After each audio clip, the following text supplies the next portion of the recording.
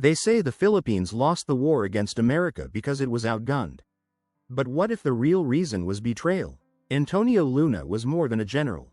He was a chemist, a writer, a strategist, a man who had studied war in Europe, trained like a scientist, and burned with patriotism. He wanted discipline, unity, and victory. But he was feared, not by the Americans, but by his own countrymen. And in June 1899, they didn't debate with him. They didn't court-martial him. They stabbed him, over 30 times, in broad daylight. This isn't just a story of a war hero. This is a story of how ego, division, and political fear killed the Philippines' best chance at winning its independence. This is the story of Antonio Luna, the genius the Philippines executed.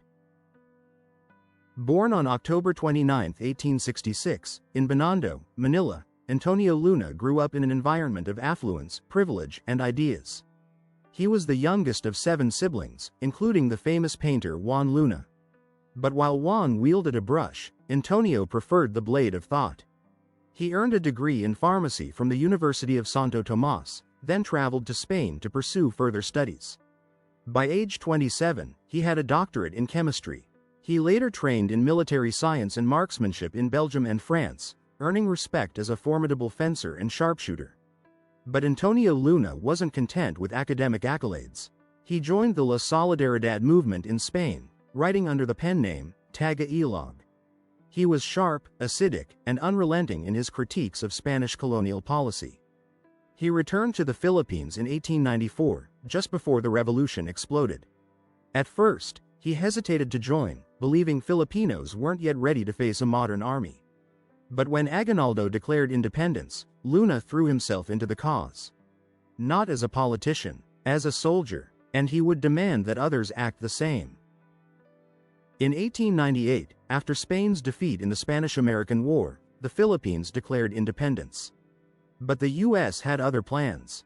Antonio Luna quickly saw what others didn't. The Americans were not liberators. They were conquerors. He proposed the creation of a professional Filipino army, not a loose patchwork of militias. Aguinaldo appointed him chief of war operations, then later commanding general of the Philippine Army.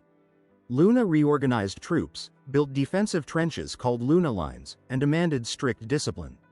He punished looters. He arrested insubordinate officers. He even executed deserters. To some, he was a tyrant. To others, the only real general the Filipinos had. His strategies worked. In battles like La Loma, Calumpit, and Bagbag, Luna's men inflicted heavy losses on better-equipped American forces.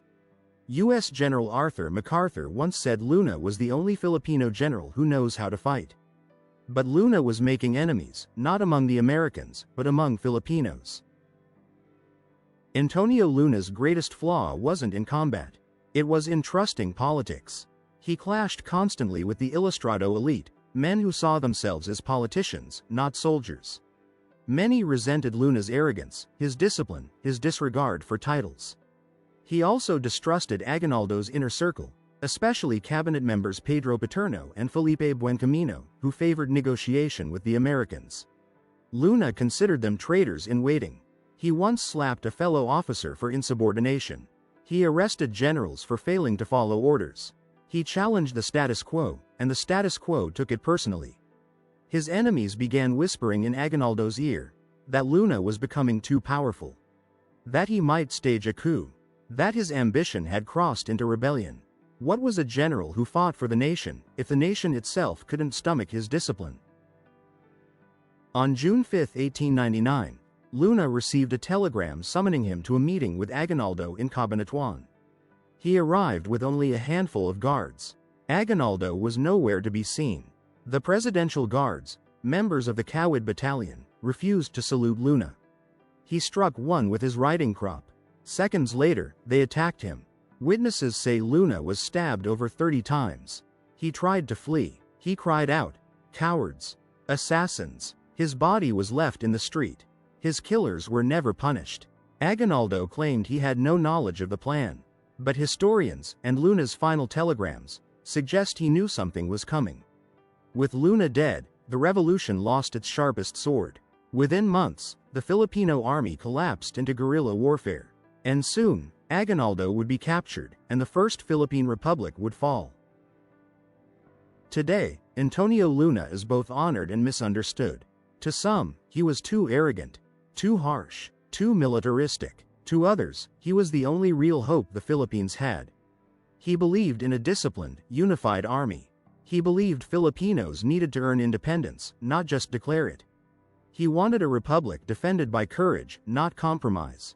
Had he lived, some say the war might have dragged on longer, perhaps even gained international support. But we'll never know, because Antonio Luna wasn't killed by foreign invaders. He was executed by his own people, in the middle of a war for freedom. His life is a warning. The enemy outside cannot destroy a nation, if the nation doesn't destroy itself first. Antonio Luna died with a sword in his hand, but not in battle. He died betrayed, butchered by the very men he fought to protect.